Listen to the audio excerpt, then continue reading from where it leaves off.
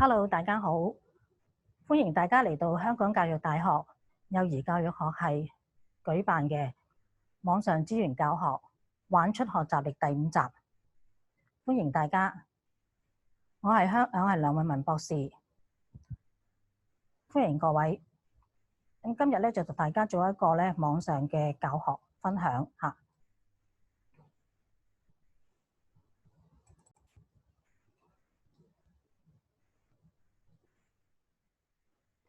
今日同大家分享嘅課題咧就係與孩子進入繪本遊戲。咁成個今日嗰個嘅網上直播咧，我哋會進行一個嘅錄影嘅。咁錄影嘅原因咧，就係咧希望咧日後咧大家能夠喺翻我哋嘅幼兒教學系嘅網站嗰度咧去重溫啦，同埋咧仲有我哋嘅兒童同家庭發展中心嗰度去重溫嘅。咁今日我同大家分享嘅筆記咧，亦都大家咧係可以喺網上邊咧係可以下載嘅。好，咁今日同大家分享嘅內容咧，就包括咧有幾個重點。第一咧就係點樣運用繪本咧去延展主題嘅學習。咁我相信咧，大家各位老師咧都喺學校咧都用主題教學，咁亦都用到咧一啲嘅主題書。咁但係咧，我哋點樣能夠咧用呢啲主題書之後咧，小朋友嘅主題學習係得以延展咧，同埋令到小朋友更加對個主題咧進行多啲嘅探究，透過繪本呢個嘅吸引力嚇。咁第二嗰個嘅重點咧，就會同小朋友咧係讀繪本喎。咁我哋咧就唔係單單淨係讀繪本，繪本本身咧有好多好多嘅好處，我相信好多老師同家長都知道嘅，係可以咧促進小朋友好多唔同嘅發展。咁所以咧，我哋咧讀之餘咧，亦都希望咧係同小朋友咧係玩繪本。咁玩繪本咧，特別而家喺停課期間咧，我相信咧特別小朋友會喜歡啦。喺屋企咧特別唔出得街咯喎，咁咧亦都係留喺家中嘅時間比較多。咁點樣能夠咧係就住呢個繪本嘅內容咧，係玩到好多好多唔同嘅遊戲。咁我相信我哋第一集或者早前嗰幾集咧，我哋嘅同事咧都同大家分享咗咧，喺屋企可以玩做一啲小手工小嘅科學實驗等等嚇。咁如果同個繪本嘅內容相關嘅咧，其實老師都可以捉住呢一啲嘅機會，同小朋友咧係延展個繪本嗰個嘅繪本嘅學習。好啦，咁另外咧，亦都同大家咧係去分享一啲咧網上嘅資源同個繪本嘅活動係相關嘅。咁特別而家咧，我哋都盡量咧係家長又好啦，或者老師都要喺屋企去準備好多嘅教學，進行網上嘅教學活動。咁咧就我哋都會喺網上邊咧盡量去揾多啲嘅資源啦。咁家長咧亦都可能都未必咧返到工要喺家中工作，咁咧就都同到小朋友咧去到啲密集嘅地方，咁可以咧喺網上邊咧揾一啲嘅資源，同小朋友咧進行一啲嘅繪本遊戲。咁喺呢一個嘅今日嘅網上嘅直播最後嘅5分鐘嘅環節咧，我哋會有一個咧少少嘅答問嘅時間。咁喺呢度咧，大家你嘅畫面咧就應該見到有一個 Q&A 嘅掣嘅。咁咧雖然係網上直播，咁但係咧我哋就會係用文字嗰度咧，請你將可能你嘅交流啦、你嘅分享啦或者你嘅問題啦，用文字打落去。咁我盡量咧會喺嗰5分鐘裏邊咧係同大家去大家交流嘅。咁如果係未有時間嘅話，盡得即係答到大家嘅話咧，咁亦都歡迎大家咧係電郵俾我嚇，咁可以大家繼續咧係交流嘅。好，咁今日咧，我就想同大家第一點咧，就係咧點樣係運用一個繪本咧，係去延伸呢個嘅主題學習。咁第一點咧，就會係咧希望老師去進行呢一個嘅主題教學嘅時候咧，都會畫一個主題網嘅嚇。咁點解要畫個主題網咧？我都教咗咁多年啦，呢個主題係嘛？咁陣間會同大家分享一下。咁亦都咧喺嗰個嘅主題教學裏邊咧，揾到小朋友一啲嘅感到興趣嘅一啲嘅內容啦個主題好闊橫跨2週、3週、4週。咁點樣去揾到小朋友嗰個嘅主題興趣，然後咧就去延伸一個繪本嘅教學咁跟住咧，我哋就會去揾相關嘅繪本啦同埋咧點樣畫一個繪本網。咁呢個繪本網亦都好重要嘅喎陣間亦都會同大家分享一下。好啦，咁跟住咧，我哋就會去計劃一啲嘅繪本教學活動啦咁同埋最重要嘅咧就係要延伸一啲嘅遊戲活動好啦，咁頭先提過咧，我哋都要畫一個嘅主題網㗎。咁我知道老師咧都已經係好多年嘅經驗好有講主題嘅經驗。咁呢個主題咧亦都可能咧就講咗好多年㗎啦咁但係問題就係點解我哋都要畫一個繪本網咧？咁繪本網嘅好處咧就係能夠幫到老師咧係能夠咧令到你嘅主題教學更加咧係有系統啦有組織啦，同埋有層次嘅。嗱，我呢度咧就借用咧，我上年咧就同聖公會聖基道幼兒園葵涌咁就做咗一個咧優質教育基金同呢一個繪本相關嘅。咁我今日借助佢哋一啲嘅例子咧，同大家做一啲嘅分享嚇。好啦，咁老師咧亦都係咧就畫咗個主題網啊。咁大家都好熟悉嘅，呢個係一個高班嘅一個嘅主題。咁個主題咧就叫做理財咁亦都有本主題書咧就叫東東的20塊錢啦咁老師咧就會咧都教咗好幾年㗎啦呢個主題。咁但係咧點解要畫個主題網咧？嗱，咁我圈住個部分咧，就係咧，老師喺今年裏邊咧，先至係更新咗嘅。嗱，過往我哋教呢一個嘅理財或者牽涉到一個嘅錢幣各方面咧，咁我哋都同小朋友咧都會係教點樣去用呢個錢幣嘅種類紙幣或者係咧呢個硬幣。咁但係咧，原來而家呢一個時代咧係進入一個電子化嘅時代啦。咁可能小朋友咧佢接觸嗰個嘅電子付款方法咧係比接觸呢個硬幣紙幣更多嘅咁所以佢哋會好熟悉而家咧用到呢個支付寶或者一啲嘅網上嘅電子錢包咩 Pay 咩 Pay 咁樣咁所以呢一個咧就老師咧喺今次嗰個嘅呢一個嘅繪本呢一個 QE 分裏邊咧就開始用主題網，然後咧就去更新嗰個嘅主題嘅內容。咁喺個過程當中咧，就發現到咧小朋友對呢一個咧係點樣？究竟佢哋喺新年之後多咗啲嘅零用錢或者一啲嘅節日多咗啲零用錢嘅時候，佢點樣去運用呢啲嘅金錢？咁究竟係運用呢個金錢嘅時候，佢要去考慮啲乜嘢嘢咧？乜嘢叫做係需要買？乜嘢叫做係想買咧？發現到咧小朋友喺呢一方面咧有呢一個咁嘅提問同埋啲咁嘅興趣喎。咁亦都係啦，我唔用嘅時候，我又可以點樣處理我啲零用錢咧？咁所以呢度咧畫住咧就係小朋友感到興趣嘅內容啦。好啦，咁於是咧老師咧就會係去揾圖書咯。咁你於是就揾到呢一本書，呢一個繪本就叫做《小鱷魚的錢包》。好啦，咁揾到之後就點咧？咁我哋就點解頭先我強調咧就話要用一個嘅繪本網，係將你個故事結構咧去分析㗎。咁好重要㗎，因為我哋作為老師咧，佢首先要對個繪本我哋要好熟悉，或者家長咧，首先點解要揀呢一個嘅書呢一個繪本咧係好重要咁有時咧呢啲嘅繪本咧會喺作者打開佢咧，就作者會有啲簡介啦會講到一啲嘅故事嘅重點嘅咁有時我哋老師揀書嘅時候咧，有時都會係睇到嗰個書名好似同呢個動物有關喎咁。咁我亦都教咗動物嘅主題喎，咁呢本係咪一本啱嘅書咧？但係原來咧再睇落去，其實作者去設計呢一個書嘅時候，編寫呢一個故事嘅時候，原來咧背後有好多好多嘅寓意嘅。咁所以我哋咧就會將咧係繪本裏邊嘅角色啦、地方咧、發生咗嘅情節啦，甚至乎咧個重點故事嘅重點，咁所以老師真係咧就一定要係去睇清楚，究竟佢嘅重點同你個主題有冇關係啦。咁如果一啲比較咧結構複雜啲嘅咧嘅故事咧，我哋亦都可以用一個六何法，老師都會好熟噶啦咁咧六何法去咧將嗰個嘅結構分析角色咧、場景咧、事件咧點有冇一啲嘅問題發生咗喺個故事裏邊事件嘅起因點樣去解決咧幾時發生嘅咧呢一個嘅問題咁所以呢一個咧就係繪本網嗰個嘅重點。好啦，咁我呢度簡單咧講少少咧，就係呢個故事嘅簡介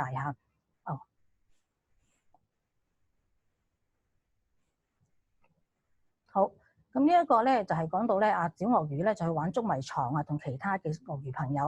咁就發現咗咧就有一個遺失咗嗰個錢包啦。咁個錢包裏邊咧就有啲嘅銀幣金幣等等，甚至乎有咧一啲紙鈔。咁佢啲朋友咧，鱷魚朋友就話啦：咁邊個揾到咧，就屬於邊個嘅。好啦，咁我有啲朋友咧就係諗下啦，咁我咪要用呢啲錢執到翻嚟嘅錢去買我自己中意嘅一啲嘅飲品，或者咧進行一啲嘅活動。咁但係小鱷魚咧就反而咧就覺得唔應該咁做佢應該去揾翻咧，究竟呢啲錢唔係屬於我嘅喎，係應該要揾翻咧錢包嘅主人啦。咁好啦，咁佢呢一個誠實嘅行為係咪要得到欣賞咧？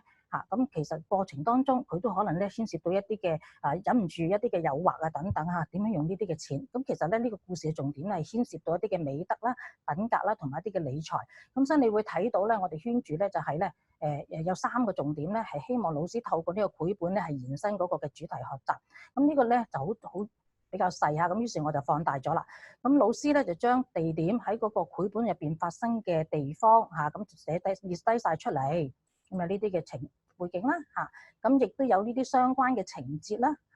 咁咁嗱呢度咧就會啦，分享咗老師咧就係揾到3個重點要同小朋友透過呢個繪本去帶出嘅，包括就將啲零用錢咧係點樣去用啦、花用啦，同埋去分享啦，同埋去存錢啦。嗱，你會發覺咧，佢裏邊呢啲全部都係個繪本內容嚇，唔係老師嘅主題嘅一啲嘅學習內容嚇，老師寫嘅，咁所以全部嘅內容咧都係從個繪本出嚟嘅。好啦，咁亦都包括裏邊有啲咩唔同嘅角色啦嚇。咁呢度咧時間關係，我唔詳細去逐一同大家去睇啦。咁寓意啦就係咧，其實呢個都好重要喎嚇。咁其實個故事嘅重點帶出啲乜嘢？老不實惠啦嚇。除咗金錢之外咧，其實有好多嘢都可以好珍惜㗎，同埋關愛別人啊等等。好啦，咁嗱，我哋揾到繪本嘅時候，第一樣嘢咧，我哋就諗下究竟我係用紙本啦，定係亦都網上咧亦都有啲嘅電子版本嘅喎，有好多嘅電子故事啦，同埋咧又會唔會有啲嘅多語言嘅啦，可能係普通話，亦都可能有英文嘅嚇。咁好啦，咁喺呢度咧，我想睇一睇咧，就係老師點樣或者家長咧可以點樣喺屋企咧都可以揾到啲嘅繪本嚇。嗱，咁亦都係咧，譬如我哋公共圖書館啦呢度嚇，咁我呢度唔詳細去揾咧。當你撳入去電子書嘅時候咧，好啦，嘅電子書嘅時候咧就會係睇到下邊咧就有好多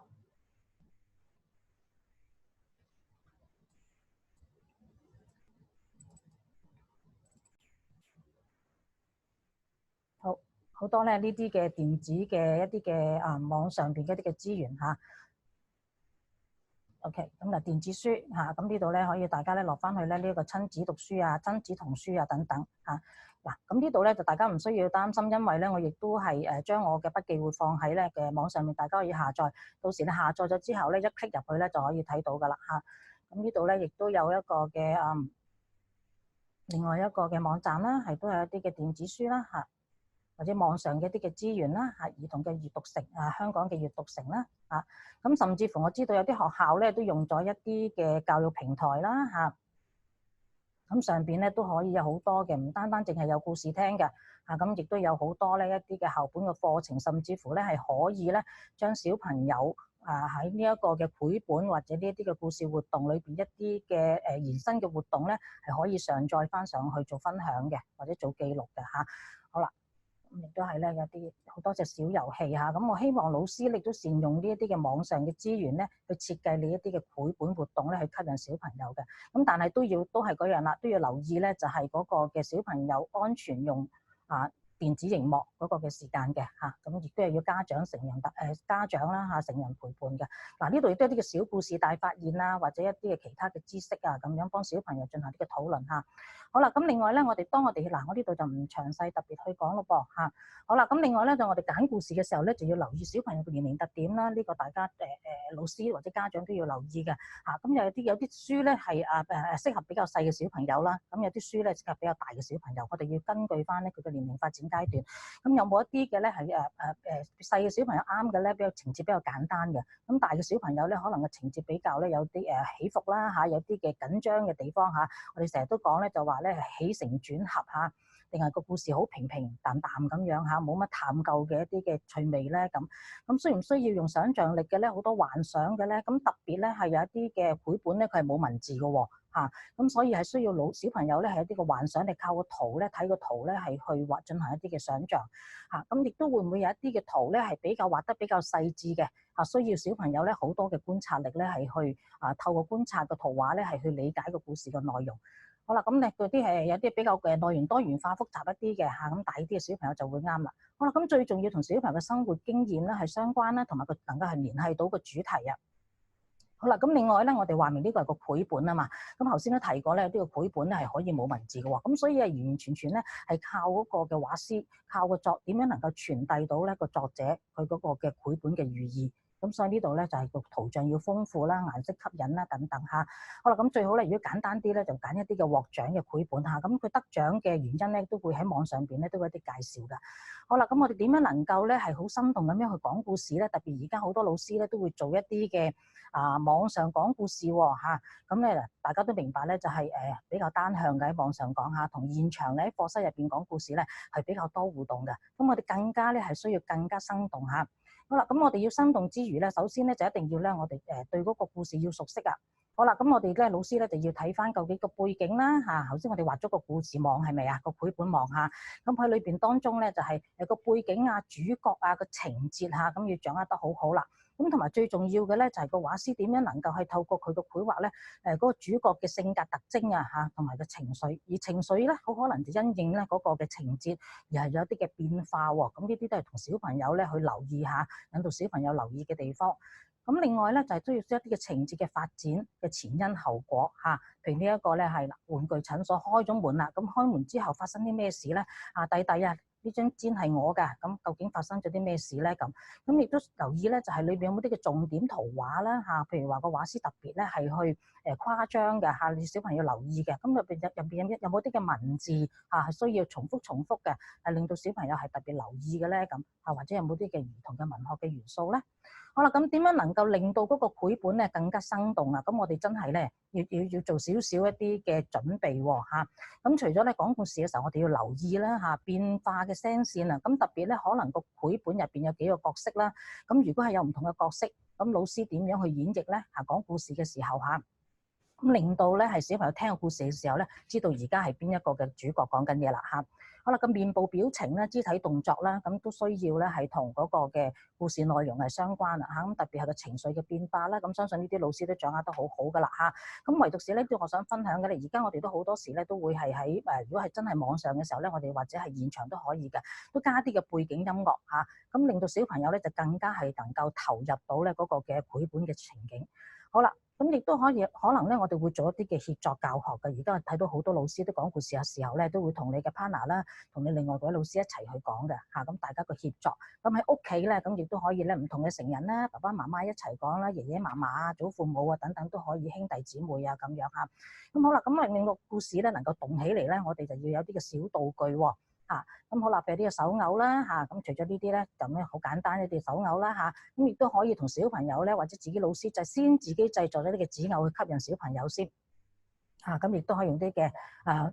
陶工嘅材料啦美勞嘅材料啦。咁我知道而家學校咧都好多小禮物俾小朋友喺屋企咧係去進行一啲嘅小勞作咁亦都可以咧係延伸到一個小勞作，咁就做一啲嘅小手偶咁有啲嘅環保物料啦咁好多環保物料，紙杯啊、紙碟咁都係做到啲嘅手偶。咁你話我唔用呢啲嘅物料，可唔可以都做到啊？咁都可以喎咁譬如話咧，都用一啲嘅面部嘅彩繪筆啦咁你好中意嘅小朋友俾佢畫下一啲嘅主角，扮演下啲嘅主角，或者老師自己扮演下。咁呢啲都係一啲新嘅唔同啦唔同嘅去講故事嘅方式。咁甚至乎畫下你嘅手指啦，將啲主角畫喺個手指上面嗱，但係記得咧用嘅物料全部都要洗得㗎好啦，同埋安全㗎。咁另外咧，亦都可以簡單一啲嘅紙張畫咗嗰啲公仔，然後剪兩個窿咧，咁已經可以講故事㗎啦。咁甚至乎加啲嘅小道具，做啲嘅頭飾魔術棒去增加講故事嘅趣味性好啦，咁另外咧，亦都可以咧做一啲嘅場景好啦，咁嚟過往我哋都會咁揸住本圖書去講老師。咁咧而家咧我哋亦都可以唔需要上鏡喎着住件圍裙咧都可以做講故事。咁我哋睇下咧點樣去講故事Kira and Zach are collaborating and using Grammarly along the way. In the past, Kira and Zach haven't quite connected.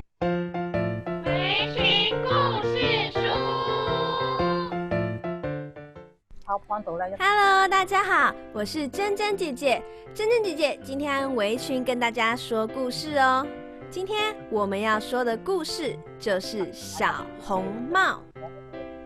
從前從前有一個可愛的小女孩。用啲嘅小手偶。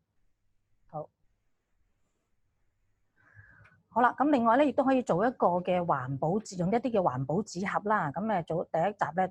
老師咧都係同大家咧我個同事咁咧都同大家咧分享咗啲紙盒去玩一啲嘅故事箱，做一啲嘅故事箱去講故事咁一啲簡單嘅紙盒啦做一啲嘅角色做一啲嘅紙偶啦，甚至乎咧可能近排咧都買咗一啲嘅電器咁儲埋嗰啲紙盒咧，同小朋友做一啲嘅故事箱。呢啲咧都會咧係可以中間喺上邊開咗咧，OK，然後就將小朋友畫咗或者你自己示範去畫一啲嘅繪本逐頁咧係畫咗出嚟，或者一啲嘅重點唔使每頁畫嘅，或者係重點咧畫咗出嚟去講故事咁呢度咧仲有另外咧就亦都係咧有一個嘅環保嘅天然泥膠咁我呢度咧就係可以同大家亦都可以分享下。咁呢個天然環保泥膠咧，就係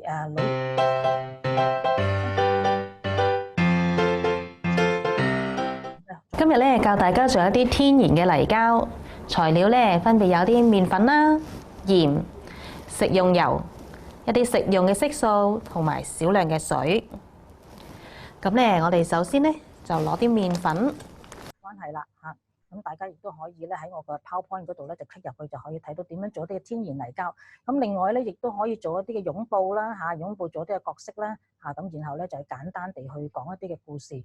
咁呢啲都係一啲嘅自己做一啲嘅繪本場景。咁另外咧呢啲嘅絨布唔用絨布得唔得咧？亦都可以嘅嚇。咁譬如咧我哋都好容易簡單地咧去買到一啲好似我而家哋新年之前咧係新年有好多一啲嘅賀年揮春啊，都有啲嘅動物篇係咪啊？咁呢啲都係咧萬用膠可以貼上去嘅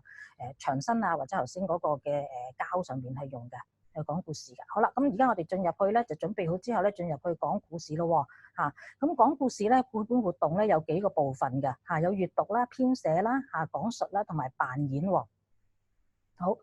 咁嗱，閱讀嘅方法咧，我相信好多老師咧都已經係掌握得好好㗎啦嚇，都有好多唔同嘅閱讀嘅方法啦，包括就係用一啲提問啊，同小朋友去朗讀整個故事啦嚇，你又讀我又讀啦嚇，甚至乎係一啲嘅對話式嘅閱讀啦咁。咁其實咧就唔係單單淨係咧係一啲嘅文字啊，咁其實最重要咧，我哋都係咧從喺嗰個嘅繪本入邊咧，係同小朋友咧透過引導小朋友去觀察嗰啲嘅圖畫，留意咧嗰啲嘅角色裏邊嘅特徵啊，同埋表情同埋動作，去理解個圖畫嘅。咁所以你會睇到咧，就係咧，我哋唔係單單淨係讀文字。咁呢度咧，我哋咧就會用一啲嘅繪本網啦嚇。咁但係你嘅設計嘅問題咧，係可以環繞住嗰個6個 W 嚇，咁6何法咧，然後去令到小朋友咧，幫小朋友去理解個故事內容嘅。咁亦都可以咧係有3個咧問題嘅層次嘅。咁細嘅小朋友咧，可能我哋仲會請佢咧去觀察個畫面，睇到啲咩嘢啦，叫佢係簡單去描述翻嚟啦。咁亦都可以咧，再下一層咧就係叫佢去幻想啦，做一啲嘅故事嘅預測。咁亦都可以引導佢咧去了解前一頁同後一頁究竟之間嘅關係，前後之間咧發生咗啲咩事，然後咧去作出一啲嘅判斷或者作出一啲嘅分析，甚至乎一啲嘅預測嘅。咁亦都可以喺個閱讀嘅過程當中咧，請小朋友留意咧就係個文字同埋個圖畫嗰個嘅關係啦。譬如話呢度勇敢小火車，點解呢個小火車我哋話係勇敢咧？喺圖畫上面睇到啲咩嘢咧咁？好啦，咁另外咧就係一個編寫啦。咁呢個編寫咧，我哋可以咧就自己做一個繪本冊啦嚇。咁亦都可以咧係帶出一啲嘅繪畫活動啦。咁呢個都係一個編寫嘅嚇。咁喺嗰個呢個計劃入邊咧，譬如好似呢度咧，我哋會同小朋友咧去做一啲嘅繪畫翻開一本咧嘅繪本冊嚇。咁你會睇到咧就係其實一個舊嘅一啲嘅功課簿啦嚇。咁其實好簡單，或者屋企做幾頁紙咁，其實都可以俾小朋友咧開始去做佢嘅第一本嘅繪本啊。咁呢個咧係一個嘅繪本，我啲爸爸是消防員，可能老師都會聽過㗎啦嚇。咁小朋友就會自己設計佢個封面，咁亦都可以咧，小朋友淨係畫翻一個嘅繪本裏邊一個嘅故事嘅情節都得，然後同屋企人或者屋企人小朋友分享啊咁樣。咁原來咧繪畫咧其實可以有1格啦、4格啦、6格啦、8格啦，咁都可以嘅。呢度每一格咧其實就係一個嘅情節。咁亦都可以請小朋友咧係去咧自編嘅喎嚇，同屋企人去自己編啦，或者同小朋友編啦，一齊咧或者同屋企人咧就做一個嘅繪本嘅創作。咁呢度咧就時間關係咧就大家click入去睇咧，就係咧一個小小嘅一個影片咧，就教大家點樣由一張紙嚇由1格去到8格做一個嘅繪畫冊嘅。好啦，咁呢度咧亦都係咧除咗頭先我哋呢個網上資源咧，咁頭先提過咧，就係可以喺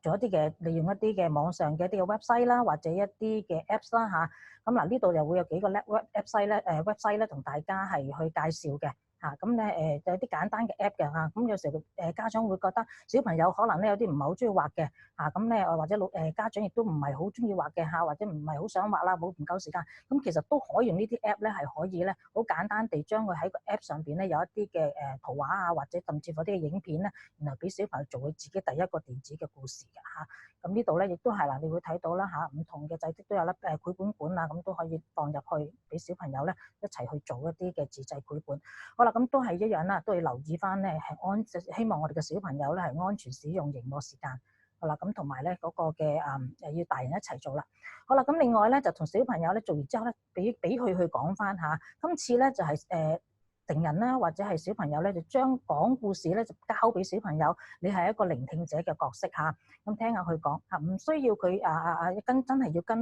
跟翻嗰個書上邊嘅文字，咁有時咧佢用翻佢自己演繹嘅方法咧，最緊要咧就係佢有興趣去講下。好啦，咁嗱，你會睇到咧，佢用一啲嘅小道具嚇，佢投入咗個角色入邊咧，就算係唔需要做任何屋企現成嘅一啲嘅道具嚇，佢覺得能夠幫到佢講個故事咧，其實都可以噶啦。咁最好咧就幫小朋友錄翻落嚟喎嚇，咁小朋友咧講翻俾佢聽翻睇翻，佢又好喜歡㗎嚇。咁呢個都係鼓勵小朋友咧係去開始去講佢故事嚇，咁同埋咧係去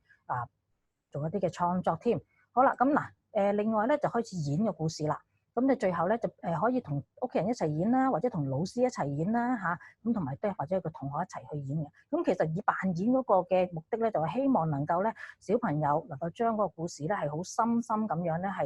演繹到出嚟㗎。咁所以喺課室入邊咧，我哋可以做一個繪本角啦。嗱，咁可以俾小朋友一個合作嚇，合作做翻個繪本角，佢哋會自己做一啲嘅場景㗎啦嚇，做一啲嘅道具嚇，或者角色入邊咧一啲嘅一啲嘅服裝嚇，咁然後咧呢啲嘅服裝就係佢哋嗰個嘅做呢個服裝就係佢哋嘅美勞活動延伸出嚟㗎嚇，咁然後咧佢哋亦都可以排演一個嘅兒童嘅戲劇啦嚇，你會睇到佢哋自己彩排。咁呢個扮演咧，其實就同頭先嘅講述有少少唔同嘅，就係佢哋係會大家一個合作。咁所以你會睇到咧呢一啲嘅整體嘅繪本活動咧，其實有好多延伸小朋友唔同嘅發展嘅一啲嘅機會嚇，無論係喺個社交啦嚇、語言啦嚇，無論喺嗰個嘅美術啊、藝術啊等等嚇，都係能夠發揮到出嚟㗎。好。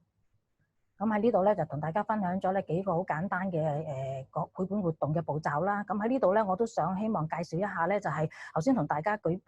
出嘅例子咧，就係我其實同聖公會聖基道幼兒葵涌學校咧做咗個 QE 分，咁咧就有2個計劃㗎。咁原先咧個發佈會就會2月15號，咁因為疫情嘅關係咧，咁我哋就改咗5月30。如果大家有興趣嘅咧，咁亦都再繼續同我哋交流咧，亦都可以致電去學校度報名嘅。好，咁咧最後咧應該時間都好急趕下。咁我哋想睇睇咧，大家有冇一啲嘅